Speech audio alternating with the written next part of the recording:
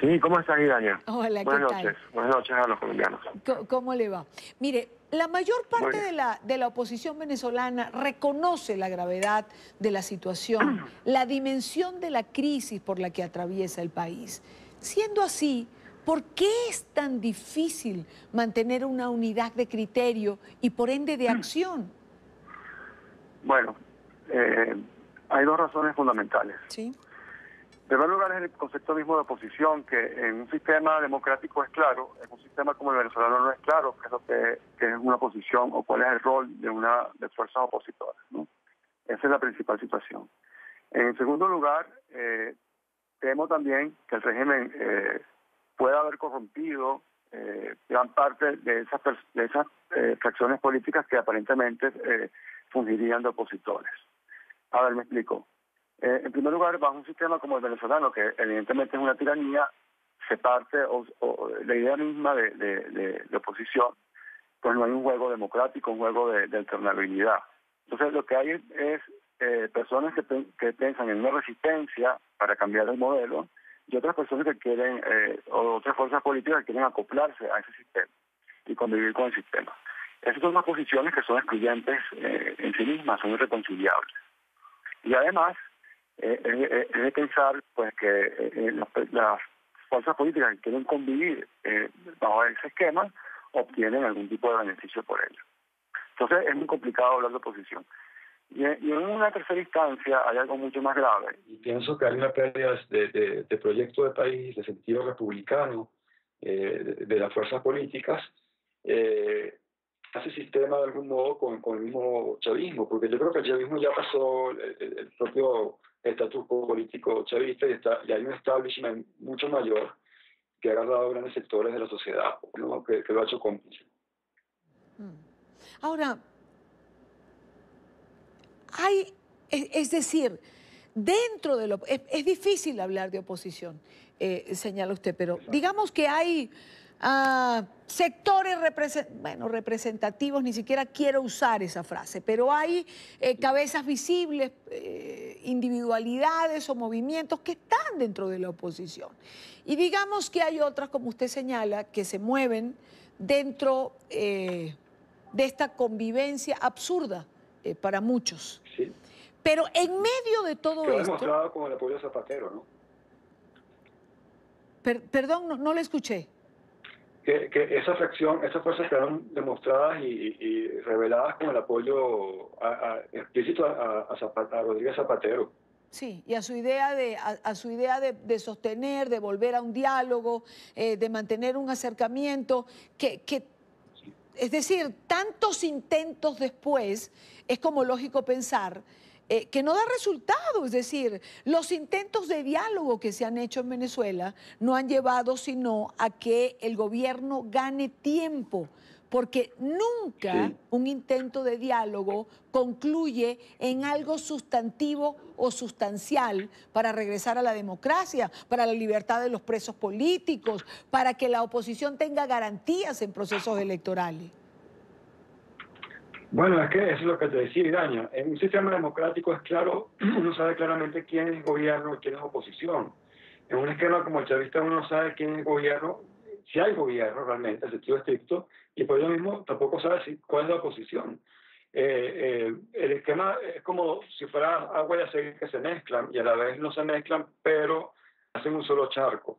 Y esos límites difusos es lo que hace, primero, incomprensible para la comunidad internacional muchas veces qué es lo que ocurre en Venezuela. Y en segundo lugar, es el principal obstáculo para una ruptura con el sistema. Entonces, vuelvo a insistir, hay visiones o hay posturas distintas cuando hay una sola naturaleza que se divide. Cuando hay cosas de distinta naturaleza no se puede hablar de división, sino de diversidad. Y es lo que ocurre en Venezuela. Hay fuerzas que pelean por salir del esquema chavista, hay otras fuerzas que pelean por ocupar espacios dentro del esquema chavista. Y entonces, por supuesto, insisto, no son fuerzas que puedan ser conciliables. Claro, pero ¿dónde queda el proyecto país? Es decir,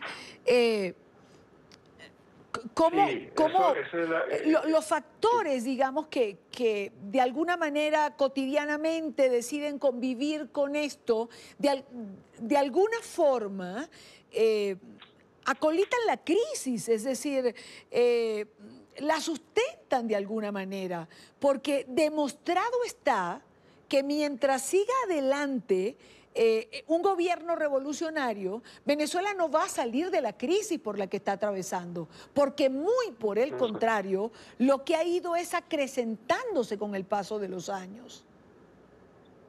Bueno, Irania, vuelvo a insistir, hay que ver Venezuela como un ecosistema de mafias, como un ecosistema de intereses oscuros que atentan contra no solo la idea republicana, sino contra la sociedad, incluso a nivel físico, a nivel de salud, de sobrevivencia. Entonces, yo invito a los espectadores, a los amables espectadores que nos ven, a pensar un poco a Venezuela como un ecosistema de fieras que se pelean por el poder y que muchas veces uno sabe a qué lado juegan. Y no solamente el lado político, sino que la estructura económica misma de Venezuela está tomando esa forma. Y eso es muy grave porque eso cada vez apunta más hacia la definitiva caracterización de Venezuela como un Estado fallido. Claro, ahora, mientras no tengamos una oposición clara y definida, ¿qué proyecto país puede presentarse a los venezolanos como una alternativa a lo que tienen? No, justamente, como el gobierno no es una cosa clara que esté en una acera, no puede haber alternativa a ello. Es un ecosistema oscuro, es una selva. Pongo un ejemplo, en el arco minero, en el estado Bolívar, en Venezuela, que es tierra de nadie, ahí opera el ELN de Colombia, operan mafias criminales, opera el ejército en un entramado de intereses que no se entiende muy bien quién es quién. Y un poco ese es un esquema, o esa es una maqueta de lo que puede volverse Venezuela a mediano plazo, si no hay la ruptura del sistema. Entonces yo pienso que hasta que no haya una ruptura radical del sistema, no vamos a tener, lamentablemente, una alternativa política o incluso un horizonte de proyecto nacional. La situación es muy grave, es muy grave. No se trata de gobierno y oposición, se trata, insisto, de un ecosistema de intereses oscuros y muchas veces criminales. Claro, pero la pregunta sería entonces, ¿qué alternativa tiene Venezuela? Yo pienso que la única alternativa es que, digamos, entre factores internos, fuerzas vivas que queden, entre la comunidad internacional, entre las fuerzas occidentales que pujan porque haya democracia liberal en el continente, pues haya la máxima presión posible para quebrar, digamos, este ecosistema, esta tiranía. Porque desde el punto de vista meramente político, de las fuerzas políticas no tienen el poder para salir de esta situación. Claro, pero usted mismo lo decía cuando comenzábamos la entrevista. De vez en cuando, o muchas veces, la comunidad internacional se confunde, porque cuando va al interlocutor opositor, encuentra posiciones tan diferentes, tan encontradas entre ellos mismos, que no saben dónde sobre qué base sustentarse. Bueno, eso es una característica de un Estado fallido, justamente. Eso es un poco lo que ha pasado en otras latitudes del mundo, como en Afganistán, en el Medio Oriente, en Irak. O sea, estamos llegando, cada día que pasa es peor, porque el ecosistema se degenera, se fragmenta en pequeñas mafias, en pequeñas fracciones que pelean por intereses muy particulares que incluso uno a veces ve o a veces no ve. Y eso hace cada vez más difícil la recuperación de Venezuela. Entonces, claro, ahí sí quiero insistir. El asunto de Venezuela no es un asunto de los venezolanos nada más. Creo que se ha vuelto ya un asunto regional. Claro, y yo creo que hay conciencia de que se ha vuelto un problema regional que además amenaza con desestabilizar a otros países, sobre todo si tomamos en cuenta la dimensión del éxodo venezolano. Pero yo quiero terminar con esta pregunta, es decir, las fuerzas vivas, algunos factores de la oposición, las ONG que hacen vida en Venezuela, no pueden ser lo suficientemente responsables como para sentarse y dirimir sus diferencias de cara a la responsabilidad que exige la propia crisis por la que atraviesa Venezuela?